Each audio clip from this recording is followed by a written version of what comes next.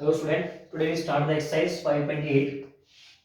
Question number first. Verify Rolle's theorem for fx is equal to x square plus 2x minus 8 where x belongs to minus 4 to 2. यानी कि आपको क्या करना है, इस function पर रोल्स थ्योरम एप्लीकेबल करनी है. आपको पता है if the Rolle's theorem satisfied then that follows the three condition. Function is continuous, function is differentiable and f of a is equal to f of b. If Rolle's theorem satisfied then function क्या होना चाहिए, continuous होना चाहिए, क्या होना चाहिए, differentiable होना चाहिए, और थर्ड क्या होना चाहिए, f of a equal to f of b होना चाहिए. कॉन्टिन्यूअस किस पर होना चाहिए, कॉन्टिन्यूअस होना चाहिए -4 to 2 इंटरवल पर, और डिफरेंशिएबल होना चाहिए इसके ओपन इंटरवल पर. और यहाँ पर क्या होना चाहिए आपके पास, that means f of -4 equal to f of 2 होना चाहिए. फर्स्ट के लिए देखिए भाई, फर्स्ट कंडीशन में आपके पास क्या करना है, कॉन्टिन्यूटी. देखिए fx जो यहाँ पर है, fx is polynomial function, polynomial function. और पोलिनोमियल फंक्शन क्या करता है, पोलिनोमियल फंक्शन हमेशा कॉन्टिन्यूअस होता है. पोलिनोमियल फंक्शन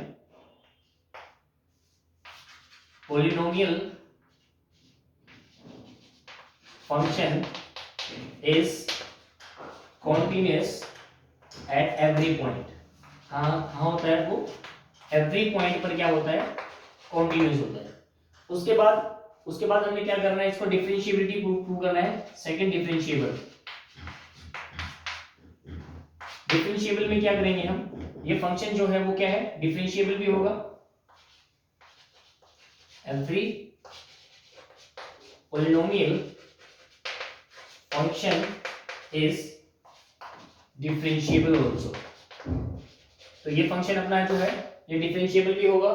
किस पर होगा, ओपन इंटरवल ऑफ -4 to 2 पर होगा.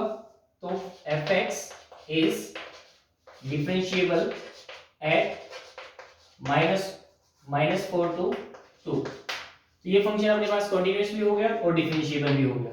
देन थर्ड कंडीशन के लिए देखिए भाई, थर्ड कंडीशन के लिए f ऑफ -4 की वैल्यू निकालेंगे. -4 आप इस पे पुट कर दीजिए, -4 का स्केल प्लस 2 इंटू -4 -8. -4 का स्केल हो जाएगा 16, ये कैलकुलेट होकर हो जाएगा -8, और ये भी कैलकुलेट होकर हो जाएगा -8. कैंसिल होकर अपनी वैल्यू आ जाएगी 0. सिमिलरली f ऑफ 2 पर फंक्शन क्या आ जाएगा, f ऑफ 2 पर 2 का स्केल प्लस 2 इंटू 2 -8, 4 और 4 8 -8 दैट इज 0. यानी कि आपका f of -4 equal to f of 2 आ चुका है. तो फंक्शन ने तीनों वैल्यू सेटिस्फाई कर ली. तीनों कंडीशन सेटिस्फाई करने के बाद फंक्शन का रोल्स थ्योरम क्या हो जाएगा, सेटिस्फाई हो जाएगा. रोल्स थ्योरम वेरीफाई होने के बाद एक कंडीशंस थी अपनी कि f dash c equal to 0 होगा, और वहां पर c क्या करेगा, c इसके इंटरवल पर लाई करेगा. इसके इंटरवल के बीच में कहीं न कहीं पर एक पॉइंट होगा. तो f डैश c कैसे निकालेंगे भाई, फंक्शन का डेरिवेटिव कर लीजिए. फंक्शन का डेरिवेटिव क्या होगा, फंक्शन का डेरिवेटिव हो जाएगा x स्क्वायर का डेरिवेटिव 2x, और 2x का डेरिवेटिव हो जाएगा 2. अगर हम इसको f डैश c से रिप्लेस कर रहे हैं तो आपके पास x को रिप्लेस कर देंगे c से, बन जाएगा फंक्शन 2c प्लस 2. अब f डैश c को इक्वल टू क्या रखना है, 0 रखना है. 0 रखने के बाद आपके c की वैल्यू क्या आ जाएगी, यहाँ पर c की वैल्यू आ जाएगी -2/2 दैट इज -1. और -1 क्या करेगा, -1 बिलोंग करेगा हमारा इंटरवल -4 to 2 के बीच. तो यानी कि रोल्स थ्योरम सेटिस्फाई होने के बाद जो लास्ट कंडीशन थी अपनी वो भी सेटिस्फाई हो जाती है कि यहाँ पर कोई ना कोई एक ऐसा पॉइंट मिलेगा c जो इस इंटरवल के बीच में कहीं ना कहीं लाई करेगा, और -1 -4 और 2 के बीच में कहीं ना कहीं लाई कर रहा है. सो यहाँ पर रोल्स थ्योरम एप्लीकेबल हो जाती है, और यहाँ पर c की वैल्यू रहेगी -1. नेक्स्ट क्वेश्चन देखिए भाई, question number second. Examine if the Rolle's theorem is applicable to any of the following function. आपके पास फंक्शन क्या गिवन है, फंक्शन गिवन है fx is equal to greater integer of x. Interval given है आपके पास x बिलोंग्स टू 5 to 9. और दूसरे पास आपके पास फंक्शन है सेकंड में f(x) is equal to greater integer function -2 से 2 इंटरवल है। और नेक्स्ट क्वेश्चन है आपके पास f(x) is equal to x² - 1 और आपके पास वहां पर x इंटरवल है 1 to 2। तो यहाँ पर देखिए भाई, अगर रोल्स थ्योरम में से इन तीनों कंडीशन में से कोई भी सेटिस्फाई ना हो, अगर एक ने भी मना कर दिया तो फंक्शन में रोल्स थ्योरम एप्लीकेबल नहीं हो सकती। ठीक है, और आपको पता है कि ग्रेटर इंटीजर फंक्शन क्या होता है, कॉन्टिन्यूअस तो होता है लेकिन वो डिफरेंशिएबल नहीं होता, क्योंकि उसके ग्राफ में क्या होती है, शार्पनेस होती है। और जिस पॉइंट पर शार्पनेस होगी उस पॉइंट पर मोर देन वन टेंजेंट हो जाएगा, और मोर देन वन टेंजेंट होने के कारण वो फंक्शन उस पॉइंट पर डिफरेंशिएबल नहीं रहेगा। तो यहाँ पर फर्स्ट जो रहेगा आपके पास, फर्स्ट पार्ट में फंक्शन नॉट डिफरेंशिएबल रहेगा, और नॉट डिफरेंशिएबल होने के कारण सॉरी मॉडुलस फंक्शन के लिए हमने बता दिया। ग्रेटर इंटीजर फंक्शंस के ये जो बातें बताई है हमने वो मॉडुलस फंक्शन के लिए बताई है भाई। मॉडुलस फंक्शन के लिए आपका ग्राफ जो रहेगा वो शार्पनेस रहेगा। अगर मैं ग्रेटर इंटीजर की बात करूं तो ग्रेटर इंटीजर का फंक्शन को क्या करेगा, बीच में ब्रेक देगा, यानी कि वो इंटीजर वैल्यू पर क्या कर देगा, ब्रेक दे देगा। ब्रेक देने के कारण फंक्शन क्या रहेगा, कॉन्टिन्यूअस नहीं रहेगा। अगर फंक्शन कॉन्टिन्यूअस नहीं रहेगा तो उसके ऊपर रोल्स थ्योरम एप्लीकेबल नहीं हो सकती। तो सेकंड का बेटा कोई भी पार्ट आपका रोल्स थ्योरम एप्लीकेबल नहीं करेगा। थर्ड क्वेश्चन में देखिए, थर्ड क्वेश्चन में क्या रहेगा, थर्ड क्वेश्चन में इन्होंने दिया है if f of x -5 to 5 पर से रियल नंबर तक डिफरेंशिएबल है, then f dash x does not vanish anywhere, then prove that f of -5 does not equal to f of 5। इन्होंने थर्ड क्वेश्चन में क्या कहा है, थर्ड क्वेश्चन में कहा है कि फंक्शन जो है वो डिफरेंशिएबल है। अगर फंक्शन डिफरेंशिएबल है तो ऑब्वियसली कंटीन्यूअस तो होगा ही होगा, क्योंकि एवरी डिफरेंशिएबल फंक्शन क्या होता है, कंटीन्यूअस होता है। तो यहाँ पर आपके पास दो कंडीशन तो सेटिस्फाई होगी कि फंक्शन कंटीन्यूअस भी है और डिफरेंशिएबल भी है। तो फिर वो कह रहा है कि f डैश x जो है वो इक्वल टू 0 नहीं है। अगर f डैश x अगर 0 नहीं है तो वो एक ऐसा पॉइंट नहीं निकालेगा कि f dash c equal to 0 हो, यानी रोल्स थ्योरम उसके ऊपर इंप्लीमेंट नहीं होगी। अगर रोल्स थ्योरम इंप्लीमेंट नहीं होगी, ये दो कंडीशन तो सेटिस्फाई है, तो किस कंडीशन ने मना किया होगा, उसको थर्ड कंडीशन ने मना किया होगा, यानी कि उसका क्या होगा, वहां पर f of a equal to f of b नहीं होगा। अगर f of a equal to f of b नहीं होगा तो फंक्शन कहां से कहां तक वैलिड था भाई, फंक्शन -5 to 5 रियल नंबर था, तो यहां पर हम कहेंगे कि function of -5 does not equal to function of 5। और आपको प्रूफ क्या करना था, यही प्रूफ करना था कि function of -5 not equal to function of 5। ठीक है भाई, तो इस टाइप से आपका थर्ड क्वेश्चन भी हो जाएगा।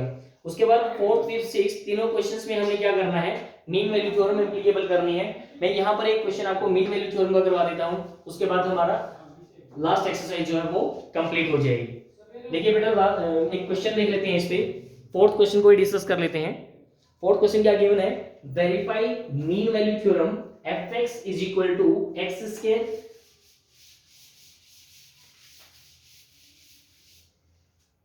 -4x - 3। यानी कि क्या गिवन है आपको गिवन है कि फंक्शन जो है वो x² -4x -3 है। अगर आपके पास फंक्शन ऐसा है, उसके बाद देखिए किस इंटरवल पर है, ये इंटरवल a to b, और a की वैल्यू आपको दे रखी है 1 और b की वैल्यू दे रखी है आपके पास 4। अगर Leibniz mean value theorem satisfy होगी तो फंक्शन क्या करेगा, टू कंडीशन सेटिस्फाई करेगा।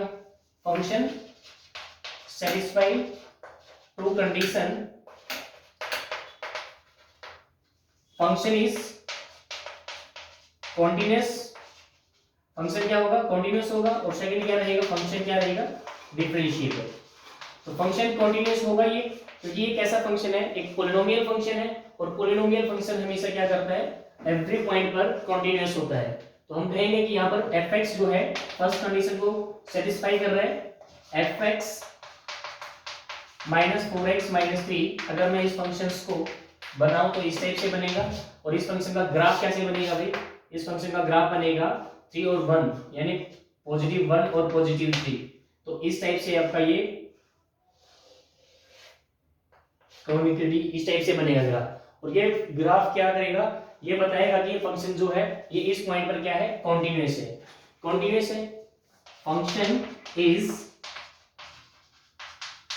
कॉन्टिन्यूअस एट 1 to 4 के लिए फंक्शन क्या रहेगा अपने पास, कॉन्टिन्यूस रहेगा। 1 to 4 के लिए कॉन्टिन्यूस रहेगा। उसके बाद देखिए नेक्स्ट क्या है आपके पास, नेक्स्ट है आपके पास फंक्शन इज डिफरेंशिएबल। अगर हम देखें x इक्वल टू 1 से लेकर x इक्वल टू 4 तक अगर हम देखें, यहां से यहां तक जो फंक्शन रहेगा वो फंक्शन का ग्राफ कोई भी शार्पनेस नहीं दे रहा है, शार्पनेस नहीं दे रहा है, तो फंक्शन हमारा डिफरेंशिएबल भी होगा। अदरवाइज अपने फर्स्ट एक्सरसाइज 5.2 में डिफरेंशिएबिलिटी की प्रॉपर्टी भी पढ़ रखी है, लेफ्ट हैंड डिफरेंशिएबल और राइट हैंड डिफरेंशिएबल, उसके अकॉर्डिंग भी आप क्या कर सकते हो, डिफरेंशिएबिलिटी चेक कर सकते हो। उसके बाद आ जाएगा आपका ये फंक्शन डिफरेंशिएबल होगा। फंक्शन डिफरेंशिएबल हो जाएगा और कंटीन्यूअस हो जाएगा तो रोल्स थ्योरम उसके ऊपर इंप्लीमेंट हो जाएगी। अगर रोल्स थ्योरम इंप्लीमेंट हो जाती है तो वहां पर c एक ऐसा पॉइंट होगा जो क्या करेगा, f of b minus f of a by में b माइनस a के इक्वल होगा। और वहां पर जो c पॉइंट आएगा वो c कहां लाई करेगा, वो a से b के बीच इंटरवल पे लाई करेगा। तो यहाँ पर आपके पास फंक्शन का डेरिवेटिव क्या हो जाएगा, f ऑफ x क्या हो जाएगा आपके पास, f ऑफ x हो जाएगा आपके पास x स्क्वायर का डेरिवेटिव 2x और यहाँ पर 4x का डेरिवेटिव माइनस 4 हो जाएगा।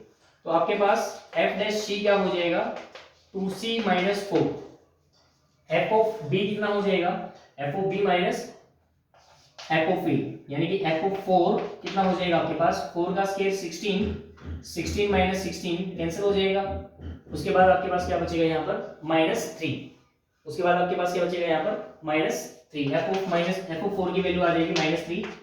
f ऑफ 1 की वैल्यू कितनी आ जाएगी, f ऑफ 1 की वैल्यू हो जाएगी 1 का स्क्वायर 1, 4 की 1 से मल्टीप्लाई हो जाएगी 4 1 जा 4, -4 -3 -7 हो जाएगा, -7 में से 1 चला जाएगा तो आपके पास -6 आ जाएगा। यहाँ पर देखिए f ऑफ c की वैल्यू कितनी है आपके पास 2c minus 4 equal to f of b कितना है, f ऑफ b आपके पास है -3 माइनस 6 बाय में b माइनस a, b की वैल्यू कितनी है 4 माइनस 1, यानी कि यहाँ पर अगर हम करें तो ये माइनस माइनस पॉजिटिव हो जाएगा, पॉजिटिव 6 में से -3 जाएगा तो पॉजिटिव 3 आ जाएगा और 4 माइनस 1 कितना आ जाएगा आपके पास 3 आ जाएगा।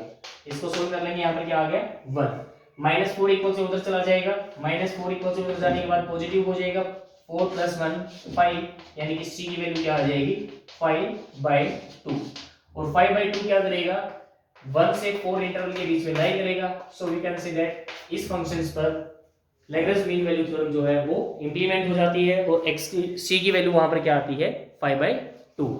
तो इस टाइप से आपने रोल्स थ्योरम और लैग्रेंज मीन वैल्यू थ्योरम से रिलेटेड क्वेश्चंस को सॉल्व करना है।